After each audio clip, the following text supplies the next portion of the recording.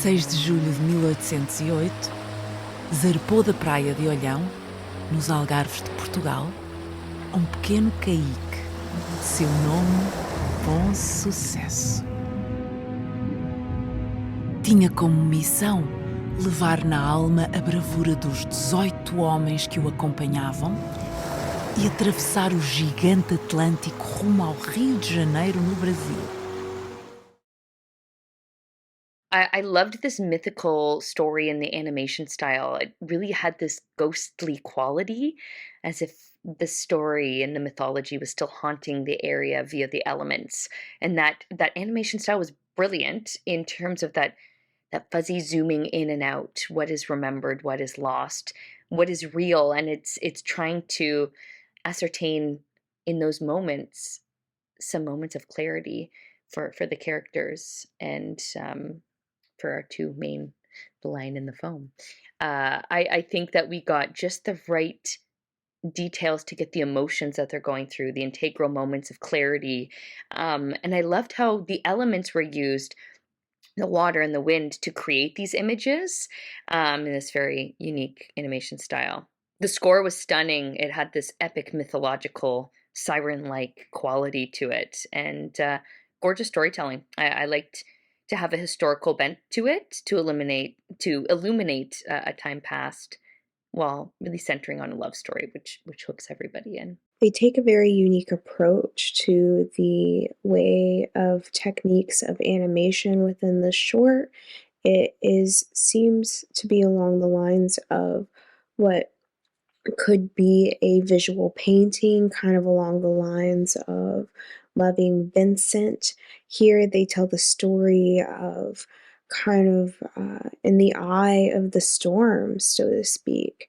You see a bunch of seamen out in the middle of the waters, essentially battling nature. This is a man versus nature story here of how humans need to come together to overcome this battle.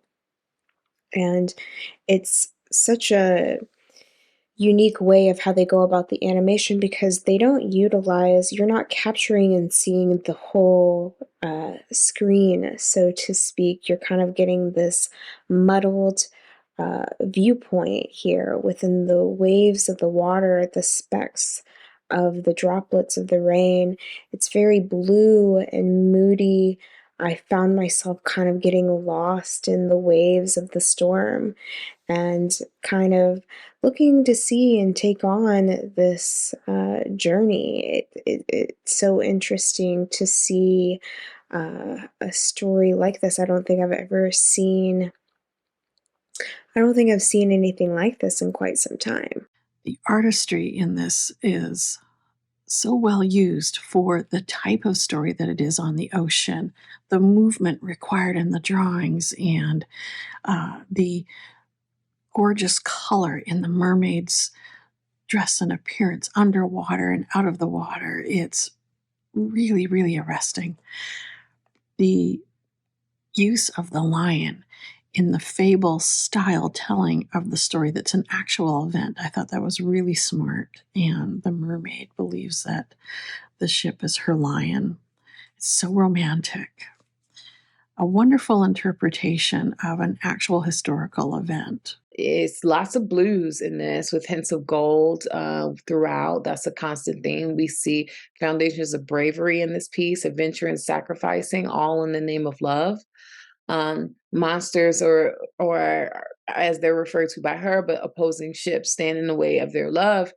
And in the end, even though they don't end up together from what we can see, it makes me feel like love possibly won overall, just in the way that the ending kind of leaves you feeling like, oh, maybe there was hope. I love the ink style that this is drawn in. It feels like it was all done with a ballpoint pen.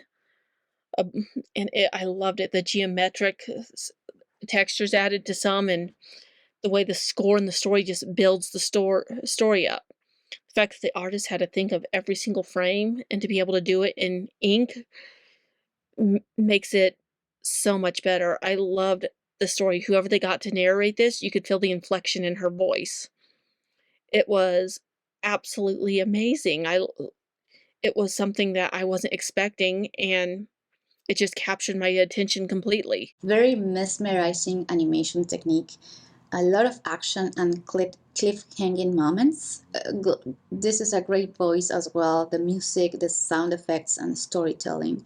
I had a great time watching this. The female character, then we have the monsters, her sacrifice.